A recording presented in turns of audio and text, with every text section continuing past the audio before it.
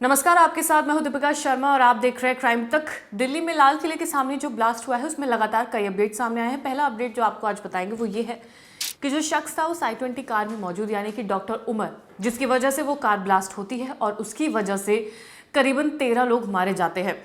तो उसके जो अपडेट्स हैं वो लगातार सामने आ रहे हैं। अपडेट ये है कि इन्वेस्टिगेटर्स ने उसके जो फाइनल मोमेंट्स थे, यानी कि डॉक्टर उमर कब कहाँ कहाँ गया, वो कहाँ से गुजरता हुआ, उसने किससे बात की, रास्ते में उसे कौन मिला कौन नहीं मिला, इन तमाम चीज़ों के बारे में चर्चा होगी। और सबसे पहली बात, जो डॉक्टर उमर है वो 2 मोबाइल फ़ोन्स इस्तेमाल कर रहा था, 5 सिम उससे कनेक्टेड बताई जा रही है। तो उन फ़ोन की तलाशी की जा रही है, उन सिम कार्ड की तलाशी की जा रही है कि वो किसके ज़रिए बात कर रहा था, किससे बात कर रहा था। उसके डिजिटल फुटप्रिंट्स लगातार निकाले जा रहे हैं। इसके अलावा 5 सिम कार्ड उस बॉम्बर उमर के नाम पर है, 2 फ़ोन, 5 सिम कार्ड्स। अक्टूबर 30 से लेकर नवंबर 10 के बीच ये फ़ोन इस्तेमाल किए गए हैं, यानी कि जब ब्लास्ट हुआ है उस टाइम से लेकर उससे पहले, यानी कि अक्टूबर 30 तारीख तक ये पूरी बातचीत इन मोबाइल फ़ोन के द्वारा की गई है। NIA, Delhi police, Jammu Kashmir police ने 65 सीसीटीवी फुटेज स्कैन किए हैं ताकि इस उम्र का पूरा एक यूं कहे कि उसके तमाम तार जोड़े जा सके कि वो किस सिटी से कब निकला है, किस स्टेट में पहुंचा है, कहां से वो होता हुआ लाल किले पर पहुंचा है। अल्फला यूनिवर्सिटी से 800 मीटर दूर दौज मार्केट के पास वो उमर रहता था और वहीं पर काम करता था। तभी उमर ने एटीएम से 76,000 रुपए निकाले हैं और जाहिर सी बात है उसे किसी चीज़ की ज़रूरत थी, इसी वजह से वो एटीएम गया और उसने पैसे निकाले और गार्ड को उसने 1,000 रुपए टिप भी किया है। इसके अलावा गार्ड बताता है कि उमर की कार की बैक सीट पर एक बेडशीट से कुछ ढका हुआ था और वो काफ़ी ज़्यादा नर्वस नज़र आ रहा था, काफ़ी ज़्यादा इम्पेशेंट था।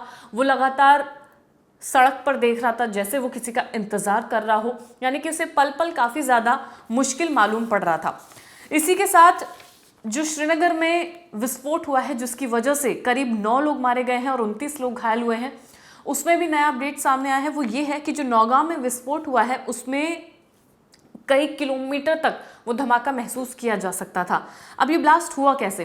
तो जो फरीदाबाद में विस्फोटक सामग्री सीज की गई थी उसके बाद मुजम्मिल की अरेस्टिंग भी हुई थी। तो विस्फोटकों के सैंपल निकाले जा रहे थे, जिस दौरान सैंपल निकालते हुए ये पूरा ब्लास्ट होता है। रसायन को करीब से देखने के लिए रोशनी बढ़ाई जाती है, जिसके बाद टेम्परेचर बढ़ता है और जैसे ही टेम्परेचर बढ़ता है ये विस्फोट हो जाता है और करीब 9 लोगों की इसमें मौत हो जाती है। मामला मूल रूप से नौगाम थाने में दर्ज था, इसीलिए सैंपलिंग वहीं से की जा रही थी और जांच भी वहीं पर की जा रही थी। सामग्री में अमोनियम नाइट्रेट, पोटेशियम नाइट्रेट और सल्फर शामिल था, जिसकी वजह से ये पूरा विस्फोट होता है। यानी कि सैंपलिंग के दौरान जब सैंपल लिया जा रहा था जांच करने के लिए, उस दौरान जब रोशनी वहां पर बढ़ती है, रोशनी के कारण टेम्परेचर बढ़ता है और ये एक विस्फोट उसमें हो जाता है। उमर के बारे में बात करें तो ब्लास्ट से 18 घंटे पहले उमर नू और फिरोजपुर में था।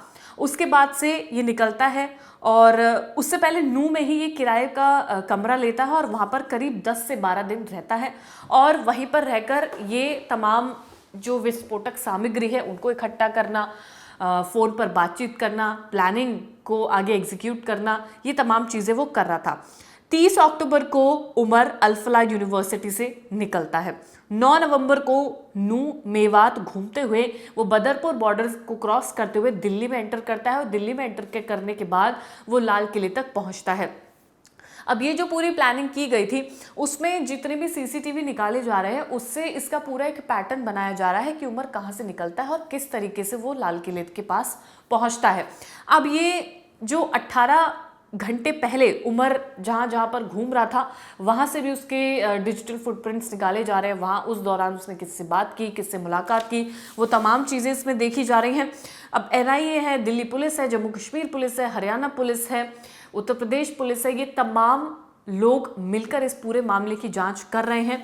और ये जो नौगाम में जो विस्फोट हुआ है ये बड़ी दुखद खबर है कि जांच के दौरान ये विस्फोट होता है और उसके बाद 9 लोगों की इसमें मौत हो जाती है। लेकिन जो इन्वेस्टिगेशन लगातार जारी है उस इन्वेस्टिगेशन में कुछ की फैक्टर्स पता चलते हैं। वो ये है कि डॉक्टर उमर जो एक आतंकी है उसके पास से उसके 2 फोन्स वो इस्तेमाल कर रहा था, 5 सिम कार्ड उससे लिंक बताए जा रहे हैं।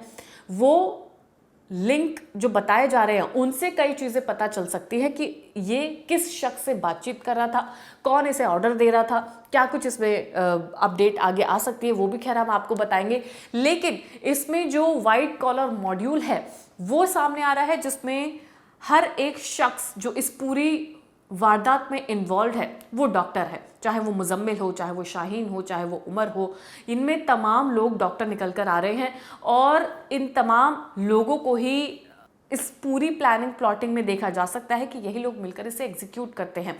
दिल्ली में 10 नवंबर को ब्लास्ट होता है जिसमें करीबन 13 लोग मारे जाते हैं और कई लोग इसमें घायल भी होते हैं।